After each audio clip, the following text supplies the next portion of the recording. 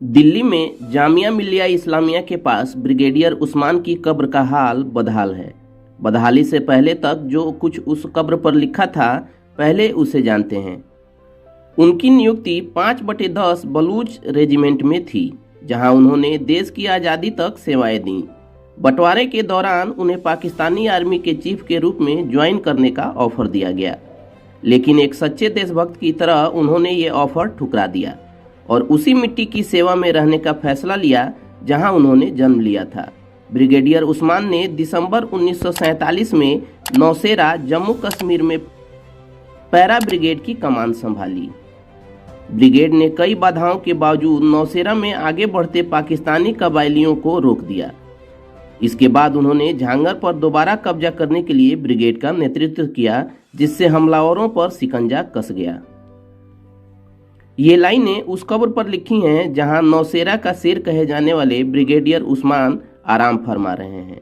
उसी कब्र पर जहां भारतीय सेना के इस ब्रिगेडियर को अंतिम विदाई देने के लिए तत्कालीन प्रधानमंत्री जवाहरलाल नेहरू ब्रिगेडियर उस्मान 1948 की लड़ाई में शहीद होने वाले सेना के सर्वोच्च अधिकारी थे। मरणोपरांत उन्हें महावीर चक्र से सम्मानित किया गया। ब्रिगेडियर उस्मान की नई दिल्ली स्थित कब्र की जो मौजूदा स्थिति है, वो तो आपने सोशल मीडिया पर देख ही ली होंगी। इन सब के बीच आइए अब जानते हैं ब्रिगेडियर उस्मान के बारे में। मोहम्मद उस्मान अविभाजित भारत के आजमगढ़ में 15 जुलाई 1912 को पैदा हुए थे। पिता मोहम्मद फारूक पुलिस अफसर थे। पिता चाहते थे कि उनका बेटा सिविल सर्विस में जाए, लेकिन उस्मान ने सेना को तरजीह दी। उस्मान ने रॉयल मिलिट्री अकादमी सैंडहर्स्ट के लिए अप्लाई किया और 1932 में इंग्लैंड गए। 1 फरवरी 1934 को उस्मान सैंडहर्स्ट से पास हुए। वे इस कोर्स के लिए चुने गए 10 भारतीयों में से एक थे। मोहम्मद मूसा और सैम मानेकशॉ उनके बैचमेट थे, जो आगे चलकर भारत और पाकिस्तान की सेनाओं के चीफ बने। 1935 में मोहम्मद उस्मान भारत वापस आए तो उनकी नियुक्ति बलूच रेजिमेंट की 5वीं बटालियन में हुई। 30 अप्रैल 1936 को उन्हें लेफ्टिनेंट की रैंक पर प्रमोशन मिला। 1941 में कैप्टन बने। 1944 में द्वितीय विश्व युद्ध के दौरान उन्होंने ब्रिटिश फौज की ओर से बर्मा में सेवाएं दी। बंटवारा तय हो जाने के बाद ब्रिटिश इंडिया की सैन्य टुकड़ियों को भी भारत और पाकिस्तान के बीच बांटा जा रहा था। इसी सिलसिले में नंबर आया बलूच रेजिमेंट का। बलूच रेजिमेंट के ज्यादातर अफसर मुस्लिम थे और वे पाकिस्तान में शामिल हो रहे थे। चूंकि देश का बंटवारा ही धर्म के आधार पर हुआ था, इसलिए ये स्वाभाविक भी था। लेकिन ब्रिगेडियर मोहम्मद उस्मान तो किसी और ही मिट्टी के बने थे।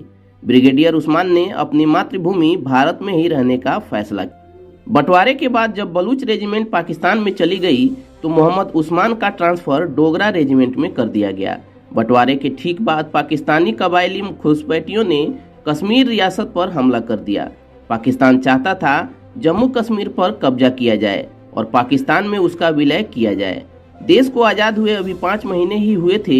युद्ध की तैयारी नहीं थी, सैन्य साजो सामान बिखरे हुए थे, संसाधनों की कमी थी, लेकिन ब्रिगेडियर उस्मान और उनके सैनिकों के हौसले बुलंद थे।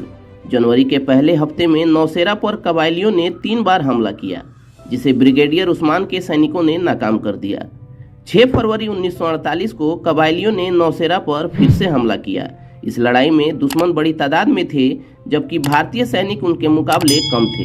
बावजूद इसके दुश्मन को काफी नुकसान हुआ। नौशेरा पर हमला एक बार फिर नाकाम हो गया था। इस दिलेरी भरे नेतृत्व की वजह से ब्रिगेडियर उस्मान को नौशेरा का शेर कहा जाने लगा। अगला लक्ष्य झांगर था। भारतीय सेना सैलाब बनकर टूट पड़ी। भयंकर लड़ाई हुई। ये आखिरी लड़ाई थी। ब्रिगेडियर उस्मान खुद जंग का नेतृत्व कर रहे थे। 3 जुलाई 1948 को तोप का एक गोला ब्रिगेडियर उस्मान के पास आकर गिरा और वे इसकी चपेट में आ गए। अपने 36वें जन्मदिन से 12 दिन पहले ब्रिगेडियर उस्मान युद्धभूमि में वीरगति को प्राप्त हुए, लेकिन तब तक भारत झांगर पर कब्जा कर चुका था। ब्रिगेडियर उस्मान को उनके जोशीले नेतृत्व और साहस के लिए मरणोपरांत महावीर चक्र से सम्मानित किया। देश के ऐसे वीर सपूत की कहानी जान लेने के बाद उनके कब्र की बदहाली की तस्वीरें देखकर मन में सवाल उठना लाजमी है कि राजनेताओं की याद में लाखों करोड़ों के स्मारक खड़ा कर देने वाला ये देश क्या अपने राष्ट्रीय नायकों की अंतिम धरोहरों तक का कायदे से रखरखाव नहीं कर सकता? सवाल बड़ा है, लेकिन जवाब। चलिए दोस्तों, इस वीडियो में इतना ही। उम्मीद है ये वीडियो आपको अच्छी लगी तो इसे लाइक और शेयर जरूर करें। मिलते हैं एक और वीडियो में, तब तक keep searching for knowledge and try to be a kind person.